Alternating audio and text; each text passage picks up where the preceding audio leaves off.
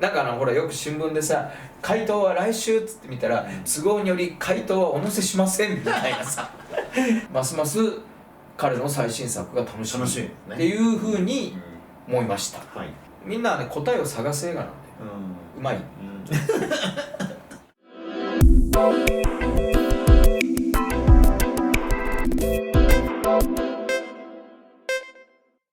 シネマサロン映画業界ヒットの裏側。皆さんこんにちは。シネマサロンです。本日は片山晋三監督の探すについて語ってまいりたいと思います。まずはネタバレなしで語っていきたいと思いますが、いかがでしたでしょうか。いや非常にチャレンジングな脚本作りで、はい、エンターテインメントとしても見られるし、はい、モチーフはねかなりいろいろ入っていて、見た人によってそれぞれこう思いと要因が違う作品になっていて、非常に意欲的な娯楽映画になってると思いました、おっしゃる通りエンターテインメントとしてもよくできてたし、いろいろ人によってはね、考えるところもだがゆえにですね、ちょっとそのテーマ性という意味では詰めが甘いんじゃないかなっていうところもあるんですね。いやっていうとこっていうかそういう映画なんじゃないかなと思いました。でこれはだからやっぱり監督の片山晋三さんがちょっとやっぱりその多分アスミックエースに企画を持ちかけられて、非常に意欲的にそのエンターテインメントとしてもその自分の作品としてもっていうふうにちょっとやっぱり強く意識しすぎちゃったんじゃないかな。なるほど。とはいえですよ、そうやって意識して作っていったものが必ずしもそのちゃんと結実するかどうかっていうのは難しい、実際だからどこまでどういう作品が作れるか分かんないじゃないですか、という意味ではやっぱりすごい素晴らしいインパクトのある作品が作れたっていうことも言えると思うんですよね。なかなかこの辺りはその送り手クリエイター映画作家として非常にこの難しい命題に、取り組んで多分ご本人も分かっていると思うけれど 100% 満足はされてないと思うんですよ。だからその次の作品でさらによりその自分の、思いにかない世の中の多くの人が見てもらえるエンターテインメントとしても成立する映画っていうのをより高みを目指すのではないかと予想するので、ますます彼の最新作が楽しみっていうふうに思いました。なんかもともとアスミックの山野プロデューサーが「岬の兄弟」をご覧になって、素晴らしい思われて監督のとこにぜひ一緒に仕事したいってお話しされたら、監督はやっぱり初の商業作品としてはオリジナルをやりたかったっていうことをコメントされてるので、オリジナルで作り始めたみたいですけど、非常になかなかね、オリジナル作品こう難しいところもあると思うんですけど、よくできてたなと思いました。本当によく頑張ったと思いますよね。じゃあここからはネタバレありも含めて語っていきたいと思いますが、これ実際の事件も結構、これかなって思うのがいくつか出てきますもんね、事件。特に私はザマのね、白石被告が9人を殺しちゃったっていう、自殺志願者を、うまいことツイッターとかでね、引っ掛けてで簡単に殺しちゃったっていうのと、あともう一つ相模原かな、山百合園事件っていうか19人を刺殺しちゃった元介護士の、植松隆っていう彼のと両方がなんかミックスされたような犯人像だったかなとまずは。であとはその佐藤二朗さんがね、この佐藤二朗のキャラクターを俺自分で勝手にいろいろ想像する派なので、なんか割とひょうひょうとしたいい人キャラと思って見てると、こんな風に巻き込まれちゃってたのかっていうのはちょっと驚きで、なかなかそこら辺が驚かされて面白かったですね。最近のその映画を見てるとさ、やっぱり人間の越し方、自分がその年取ってきたせいもあると思うんだけど、やっぱり明らかに若い頃の自分とその年齢を経てきた自分って同じその経過をたどってそうなってるんだけど、とても同一人物ってやっぱ思えないんだよね。でなんか若い頃って絶対自分は年取ってもこうはならないって確信してたりする部分ってあるじゃない、どっかの部分でね、でもそうでもないんだよな、これは変わるんだよ人間っていうのをさ、若い時やっぱり誰も知らないじゃない、でそのやっぱり年取ってくるとさ、そのなんていうのかな、今回のねこのシネマサロンの収録作品にも、若い頃の自分と年齢を経てきた自分のその日常生活を送ってきたがゆえのその変化というかね、思いのこう変化、日常生活の変化、っていうのがさ、すごいこう人間に影響していくっていうさ、そういう映画がすごいなんか今回の収録作品も多かったと思うんですけど、探すもまさにそういう映画で、もしこのだからお父っつぁんね、佐藤二朗演じてるお父っつぁんの奥さんがね、ALS になんなければ多分こうは当然なってないわけじゃないですか。だからその日常生活がやっぱ変わっていくことによってその人が抱えてるいろんなものは変わるし、その思いとか考え方もものすごく変化、下手すると180度90度360度一周回って戻ってきたりとか、いろんな風にやっぱ考え方が変わっていくと思うんですよね。でそれはやっぱりすごくこの映画は描いてる、でタイトルの「探す」っていうタイトルも非常に意味深で、まあこれ見た人100人がいたら100人がこのタイトルの解釈が違うんじゃないかと思うんだよね、でもだから探してもその求められないもの、だからものすごいネタバレを究極で言うと、伊藤弥生ちゃんが演じている娘はお父さんを探して見つけたと思ったらお父さんじゃなかったんだよね、これ、がゆえに最後のああいう決着に向かっていくんだと思うんだけど、それもだからまあ一つの僕の見方であって、これ多分多くの見た方とはまた全然違うと思うんだよね、っていうふうになんだろうな、決して回答のある映画でもなく、しかも人にその振りかけるだけ振りかけておいて送り手は別に収束しようとは思ってないでしょ。そこがやっぱりこの映画のすごい魅力的なとこであり、ちょっともどかしいとこでもある、まさしく監督はやっぱり探すにね、いろんな意味を持たせてて、それは多分観客がねどう受け取るかが多分答えだから、監督がこういうふうに提示は多分してないと思うんですよね。そうなのよ、みんなはね答えを探す映画なんだよ、うまい、はい、ただねだがゆえにやっぱりねちょっとこの3人の視点がね、ちょっともったいなかったと僕は思うんだよ。3人とは佐藤二朗さん演じる父親と、伊藤さん演じる娘と、それから清水さんの犯人と、この3人ですね、やっぱりもうちょっとなんていうのかな、どっかに焦点を当てた方が、いくらその投げかけるにしても、もうちょっと深いものを投げかけられたんじゃないかなと思うんですよね、だからこれはなんていうの、諸刃の剣なんで、そっちの方がいいとも言い切れないわけなんだけど、僕はだからちょっとその部分を物足りなく感じる感触感もあったなと思うんですよ。だけどこれもしかしたらまだ1年ぐらい経つと変わるかもわかんないんだけどね、だからやっぱりちょっともうちょっと伊藤葵視点の深さが僕はね、欲しかったなと思うんです、見終わって。元々の出発点はね、まあ父娘で、父親がなんか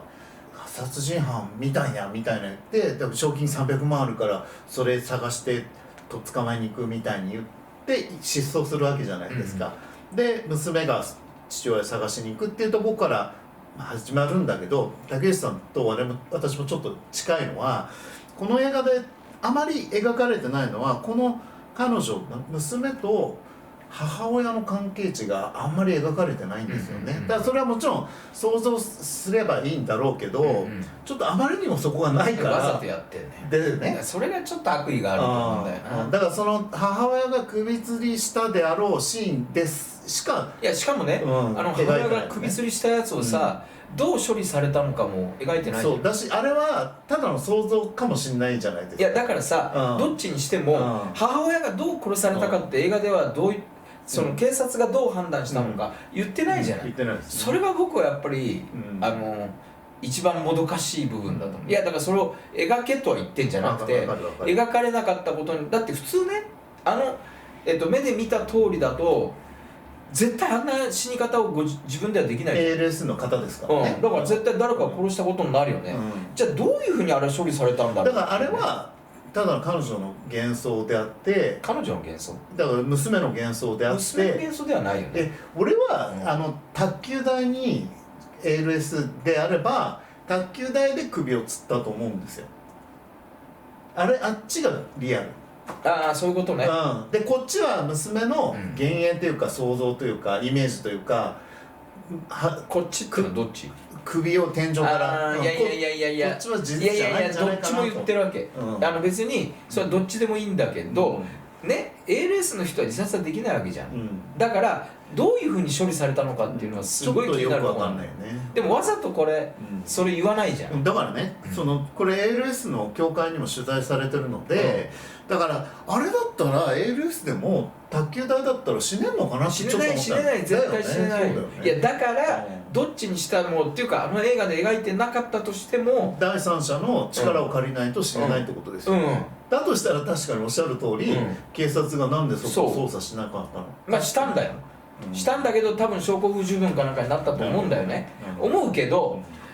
だって実際この父親は野放しなわけだから、普通はだってどう考えたって父親に殺されたと思うわけじゃん。そうですね、でね、あとあれじゃない、さっき事件2つしたけど、その ALS の話もあるじゃない。ありますね、だから大事件2つとALS っていうちょっとALS の人を殺した事件があったじゃん。それちょっと知らない？知らなかった。超有名じゃない、医者2人が ALS の人に頼まれて、ありましたね。それも入ってるんだと思うんだけどね。いやだから ALSモチーフがすごい多すぎてさ、ちょっとインチキ臭いのよ、っていうのもあるわけ。だからそこもさ、多分この監督は相当意地悪な確信犯だと思うので、なんていう、鼻面つきます、鼻面を捕まえて引きずり回すモチーフとしていろいろ使ってるので、映画だからね、だからそこはもしかしたら、だからお母さんは普通に、ALS の果てに死んでったのかもしれないじゃん、例えば食べ物食べないとかね、分かんないけど、だからそれは描いてないから、あれが実際本当にそうだったのかも分かんないわけだし、だからそういうふうにすごくなんていうのかな、観客がとりあえずこの映画の中で確かなものだけ頭の中に入れようと思っても、なかなかその確かなものを見せてくんないし、しかもその3人の視点で描くから、それぞれの深いところまでこう描いていかないんじゃない。それがすごい見終わった後もこうもどかしくてちょっと気持ち悪いんだよね。でもそれを明らかにこの監督は最初から狙ってる節があるので、それこそだから観客が自分の回答を求めて、正解がどこにもこう提示されないから探し回る映画になってるんだよね。そうなのよ、想像っていうかさ、でも普通みんな想像した答えが欲しいわけじゃない。でも想像するとこだけで、要するになんかほらよく新聞でさ、回答は来週っつって見たら、都合により回答はお載せしませんみたいなさそういう風にも見えるよね。私は一番分からなかったのは、この娘と母親の関係がやっぱり全然よく分からなかったですね。僕はさ、やっぱり娘がなんで父親を警察に突き出すことにしたのかが分からない、でじゃあね、その突き出す前に、その主人公の一人である佐藤二朗さんはね、その殺してくれに近いことを愛してた奥さんに言われちゃって、やっぱり何度か逡巡しながらも、多分手にかけちゃったんじゃないかって類推できるじゃないですか。自分でやったかどうかは別としてね。でね、その同じ同時進行で娘もいるわけじゃないですか。だから娘はそれをどう見てたのかなってすごいやっぱ思うんですよね。わかる。だからお母さんかわいそうなのか、いやお父さんのこともそういうこともよくわかるし、何が幸せなのかとかも娘も考えてたはずだと思うんですよ。だとするとでね、最後娘が突き出しちゃうとこが、そこがわからないと、なるほどそうなるねっていう風なとこは分かんない、それがさっき言ったように、それぞれ深く描いてないから、もどかしさが残るっていう映画なんだよね。でもそれ多分監督はわざとやってるんだよね。そうっていうのは、やっぱり脚本がね20何個まで書かれてて、でしかも最初は娘が清水さん演じる殺人犯にとっ捕まるっていう設定だったらしいんですよ、最初の方は。だけどそれじゃないなってなって、こういう最後のパターンまで帰結するのに20何個も重ねられてるので、相当確信犯的に、脚本は書かれてるはずなんですよね。いやだからすごいなんていうのトリッキーな映画なんだよねこれ。だけど、こう佐藤二朗がねひょっとしたら殺されてんのかなとか思いながら見てると、あ、共犯者だったんだって分かってからもすごいやっぱ面白いですよね。でしかもほらその清水宏也をね殺した後で、なんか自分がその事業を引き継ごうとするでしょ。そうそう。これをだからそのどう考えるかも見手によって変わる映画だと思うんだよね。あれはだから、ね、それもちょっと分かんないんだよね。僕はだからダークサイドに引きずり込まれたんだと思うんだよね。だからそれを抜け出せなくなった。いやっていうかやっぱ彼の暗部に、出ちゃう。暗部に次第にその旬じゃったんだよね。旬でその大根に出汁が染み込むような感じでね。だから彼はなんだろう、もちろんだからお金のためもあると思うんだけど、多分それは副次的なもんで、やっぱりそういうこう体が、日常として求めてしまうような体になってしまったっていうふうに僕は思うんだよね。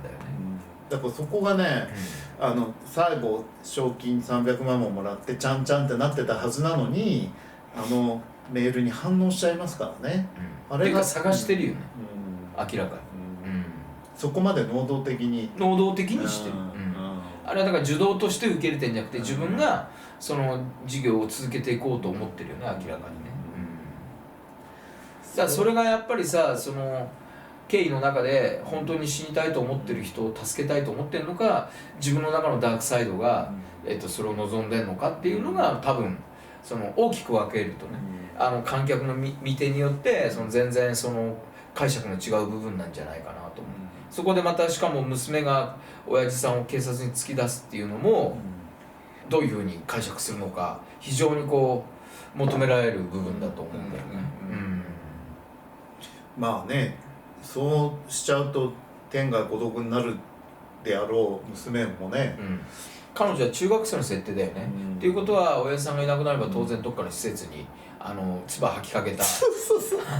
修道女のねところに行かざるを得なくなるわけじゃん。でもそれも覚悟しながらその突き出す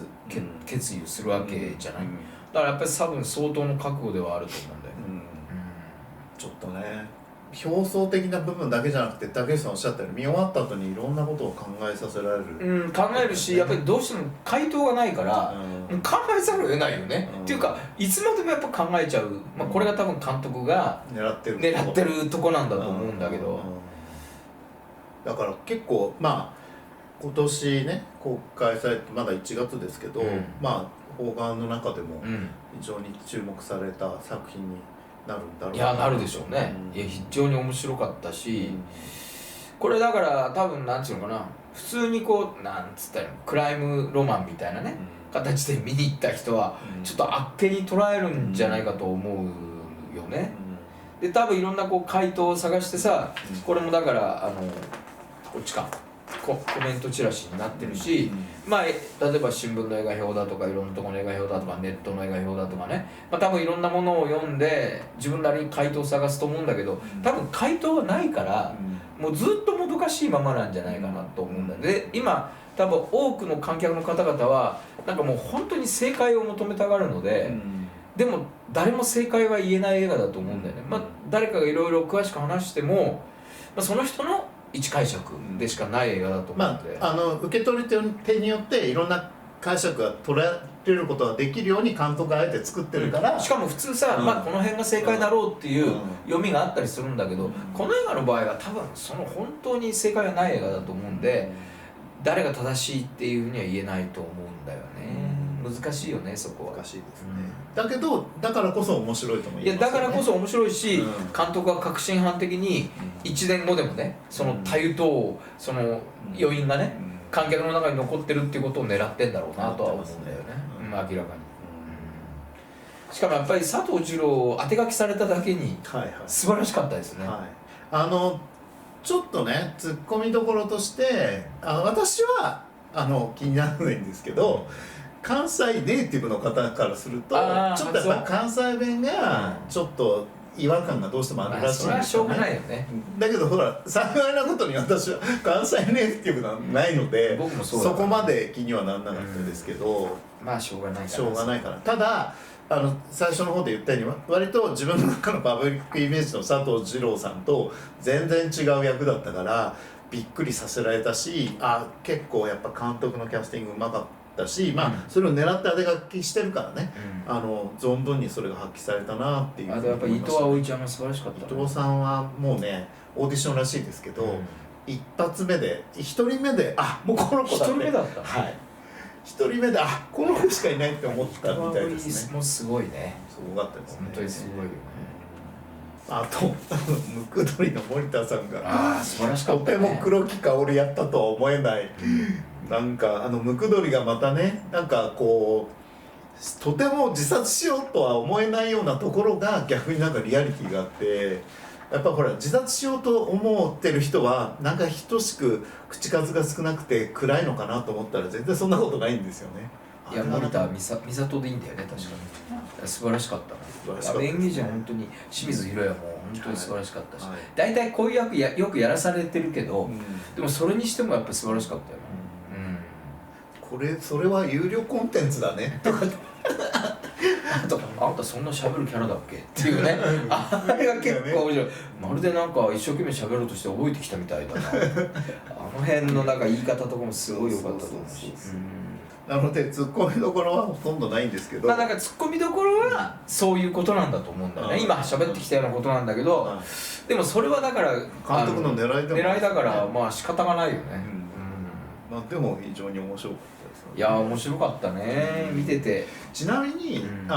谷口さん、三崎の兄弟ご覧になったんですか？もちろん見てます。私はこれ三崎の兄弟見なきゃと思って配信でやってるんで、そしたらねもう30分でギブしちゃって、ギブしたんだ。もうね辛すぎて、でもやっぱでも見なきゃなと、やっぱどうしても映画館で見ないとダメなんだなって改めて思いましたね。やっぱりお家で見るその空気感の映画じゃないよね。もうねしんどすぎてうわこれきついわと思って、でもあれまた見ると違うんだろうなと思いながら、まあだから見終わった後にさ嫌な気分にはなるよね、やっぱりね。そうなんだよね。ちょっと30分でギブしちゃって。いやでもやっぱり主役の2人もすごいしだからギブしちゃうんですよ。リアルってことね。すごすぎてうわこれきついわと思って。だから映画がつまんないからじゃなくて逆なんですよね。わかる。リアル見ていられないんだよね。わかる。痛くて、だからこれ映画館じゃないときついなと思いましたがということで片山晋三監督はもうちょっとこれまた見逃せない監督になりましたね。いやもう見逃せない監督だと思いますよ。もうだから探すも本当に楽しみにしてたし、まあ本当今年代表する邦画になる可能性が非常に高いなと。山野君の本人の本当初企画だしね。ということで、本日は片山晋三監督の探すについて語ってまいりました。ぜひ皆さん劇場でご覧いただければと思います。よろしければチャンネル登録と、いいねボタンやコメントいただけると嬉しいです。どうもありがとうございました。